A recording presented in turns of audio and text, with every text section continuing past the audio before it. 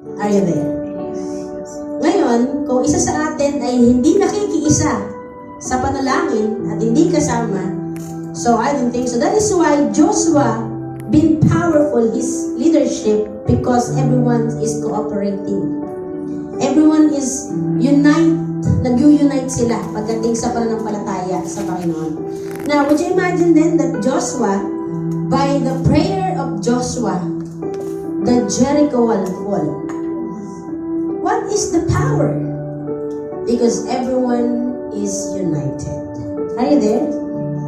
Now, if we're going to see also in Joshua chapter 7, natalo sila sa laban. What happened? Because of Achan sin. Nabasa ninyo, no? Yes. The Achan sin, natalo sa laban kasi may isa sa kanila na ang pangalan ay Huda-Huda. Sa ano Huda? Diba? Same true with the church. The church will never be blessed if someone, or maybe one of them, is not been with us. Kaya nga, the Lord uproot them so that they could be blessed. Do you know that you will know that God is going to bless you? If there's anything, there's a lot of things that is happening that opposite to what you prayed for. Are you there, my friend? So, ano natin? Kung wala ka namang ginagawa, mag-join ka sa mga prayer. Are you there? Because in the book of Psalm chapter 133 verse 1 is, how pleasure it is that the brethren is dwell in unity. Kaya po mahalaga ang prayer works. Alam niyo po, mahalaga yung ganitong nagpipray tayo all together. Mahalaga yung seeking God natin. Mahalaga po yung prayer and fasting that we are praying together. I did not underestimate your devotion when it comes to prayer by yourself. But alam niyo po, powerful ang united na nananalangin, na magkakasamang nananalangin. Are you there? Because every one of us is a carrier of presence of God. When that presence is together, well, even more strong. Are you there, my friend? Kaya nga sabi mo sa katabi mo, huwag kang absent sa prayer. Amen? Huwag kang absent sa prayer. Are you there? Kasi you have no idea what the power that can bring if you attend that prayers. Hindi mo lang alam na ikaw pala yung hinihintay ni Lord para pabagsakin yung wall. Are you there? Ikaw pala yung hinihintay ni Lord para mapatigil yung araw tsaka yung buwan. Ikaw lang pala hinihintay ni God. Kaya wag ka nga absent, lalo na sa mga corporate prayer na ito. Amen? Alam niyo po, ako, sabi ko, dati noon, I love prayers. Pero kami ng prayers lagi, ng Friday night, we have prayers. And take note ha, pag umattend ka, kasama ka sa mananalangin, tapos naka-mic. So, kinig na kinig yung boses mo sa speaker. Kaya di ba ang hirap umattend? Pag ikaw mag-pray, could you imagine, you can pray by your own, but to pass the mic, mamali-mali ka pa, di ba? Wala ka nervous kung gumagod talaga yung mic eh. Pero you know what? Sabi, alam niyo po, dapat lagi tayong present sa prayer. Amen. Because even though that you have your own prayers, at least you have those people who ask for prayer requests. Are you there? So do you want a supernatural in your ministry? Do you want like mighty things that happen in your ministry? So then, huwag ka umabsent sa prayer. Amen? Alam mo, madali lang naman yan eh. Ang prayer na nga lang natin is just one finger away. Through via Zoom, no? Pero minsan umabsent pa. Kaya minsan nagiging kawawa, ganyan. Alam, you don't know how the result of your prayers. Amen? Could be a big result of your prayers. Actually, I've been having a trouble last night ba yun? No, last night. I can't breathe. I have my asthma history when I was young. But then it stopped in 2017. I did not have an asthma attack until last night. So what happened is, I have already coughing. Siguro get tired after Singapore trip. And naglinis kami dun sa apartment. And Kasi wala naman maglilinis kundi ako, di ba? So we tried it, and I think I was suffocated with the alikabok, with the dust. So it triggers me, and I really couldn't breathe. I can't sleep. 3 a.m. na, almost 2:30, gising pa ako, hindi pa ako nakakatulog. Kasi it's hard to breathe. And I thought it was my last night. Nag-repent na ako eh. Kung Lord, sorry na po. Kung sakali man na you know what? And then, come to my think na meron palang medicine ako na naitabi. I don't know what kind of medicine is that. I have never seen this medicine before. I never read about this. But I know there's a medicine that hindi bigay siya ng doktor. So, walking yung walk, sabi ko, Lord, So, tinignan ko, it was a medicine that Anna Rose gave it to me long time ago, right? But I did not even read it kung ano yun. Basta binigay niya lang, wala akong pake. Sabi niya, gano'n, alam niyo po ba, yung gamot na yon is for asthma. And when I drink it, I was jump into bed and sleep the rest of the night. Sabi ko, Lord, muntik na ako dun na. Pero diba, kung hindi ka prayerful, how will you understand yung boses ng Holy Spirit sa'yo? 3 things in life that we cannot control. Pagtanda, kamatayan, pagkakasakit. Pwede mo sabihin, pastor naman siya, bakit siya nagkakasakit? Bishop na, nagkakasakit ako pa kaya. Tama? Hindi yun mapipigilan. Alright? Ang pagtanda, hindi mo kayang pigilan. Kahit anong kuskus mo sa mukha mo. Bakit mabalat pa yung ikalima? Balat ng mukha mo, kuskus mo.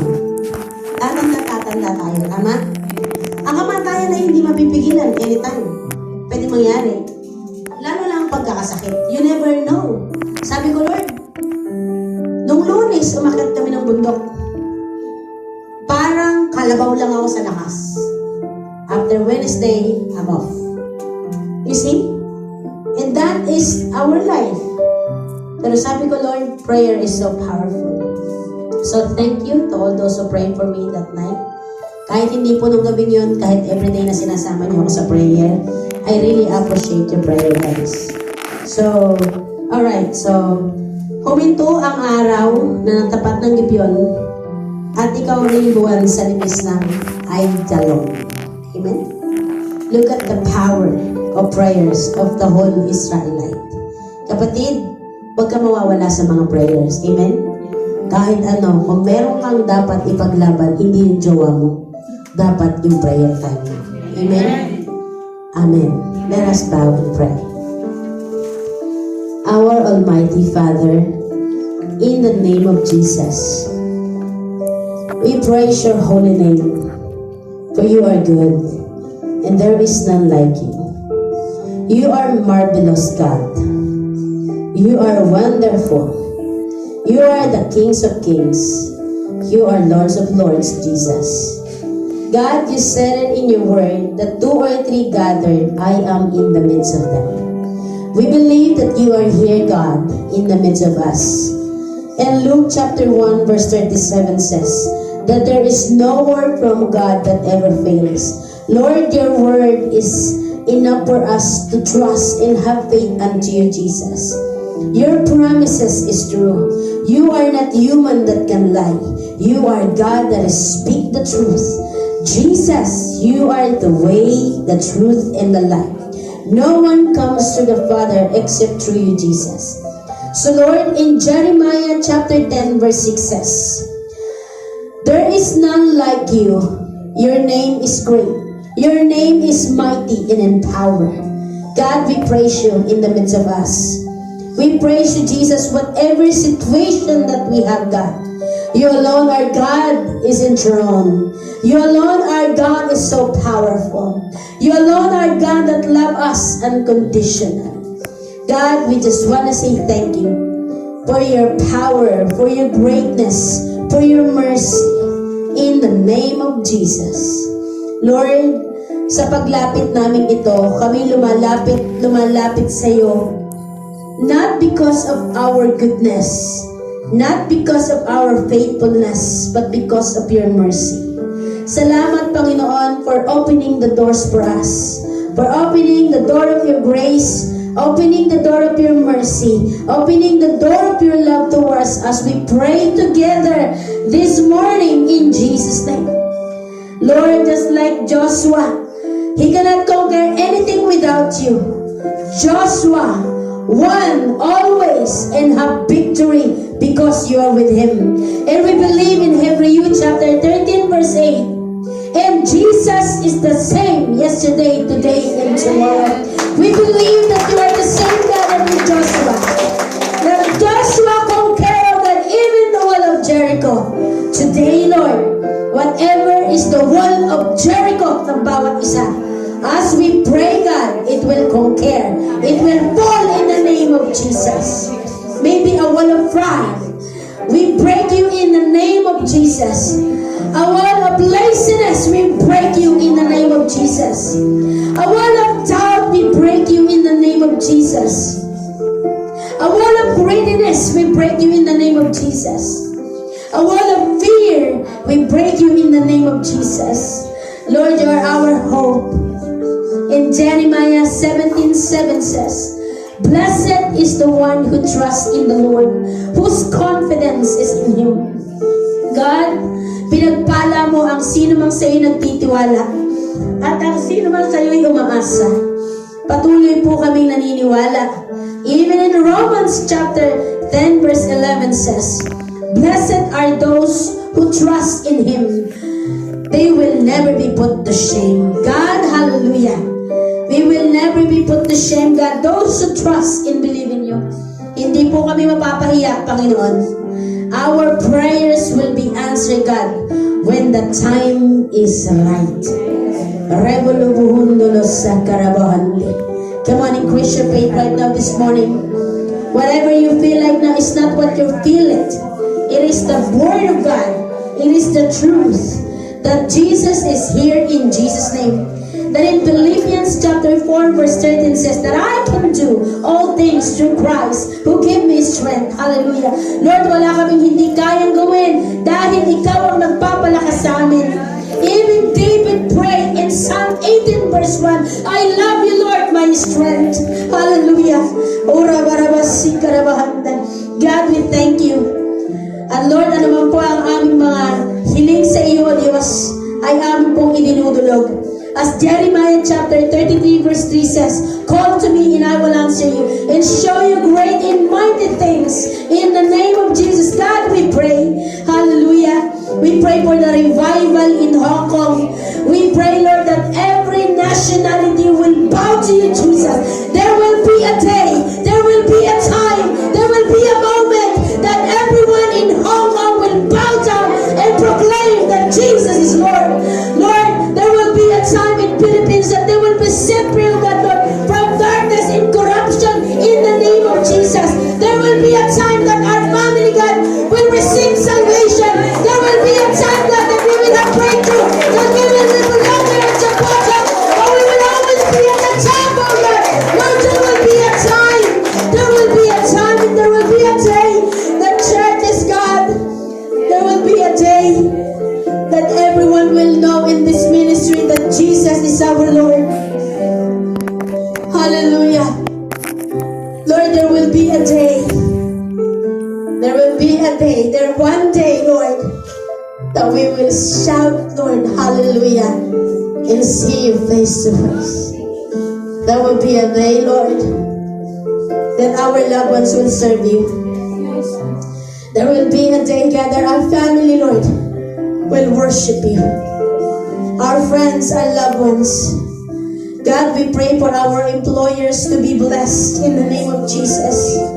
As Ecclesiastes chapter 10 verse 20, do not revile the king even in your thoughts. Never curse the rich in your bed. May pakpak ang balita, may tainga ang lupa. As we declare, God, we thank you for the life of our employers. May you bless them, God. Promote them, oh God. Bless them, oh God. For we are gonna be benefited for this. God, we pray in the name of Jesus that we will always save, oh God, that they will experience, Lord, that we will experience you in the name of Jesus. God, we believe, hallelujah, that nothing is impossible with you, Jesus. It seems to be like impossible impossible for us, but for you, my Lord, nothing is impossible. God, you overcome the grave. You died and resurrected. Even the death, Lord, even the death, oh God, you conquered it in the name of Jesus. The most fearing moment in life is death, but God, you demonstrate how you conquered it, oh Lord Jesus. God, we thank you. We believe in your power that you raise the dead. Hallelujah. Whatever dead situation that we have, Lord, we are hoping in Jesus' name and praying, Lord, that there will be a day, Lord, that there will be a day that it will come to life in the name of Jesus. Lord, we love you. We honor you so much. We thank you, Lord, for our leaders. As well as God, we pray for Israel. Lord, ang sabi mo, those who bless Israel will be blessed. We bless Israel, O God, through prayers. We bless them, O God, in the name of Jesus. We bless that Israel, O God, Lord, will conquer, O God, Lord, every battle that they have. We pray in Jesus' name that, Lord, Israel will rise again in Jesus' name.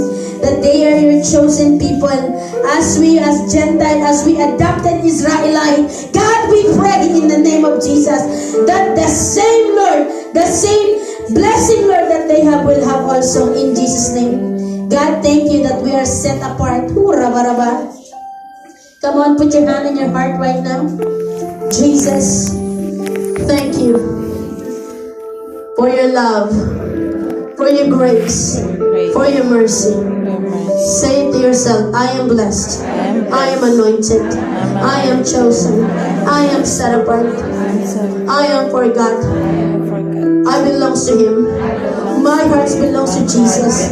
My thoughts belong to Jesus. The Holy Spirit is my best friend.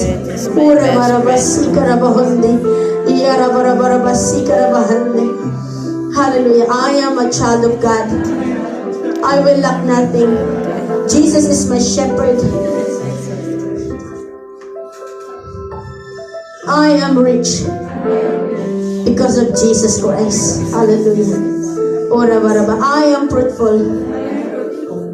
I will live a life that is abundance.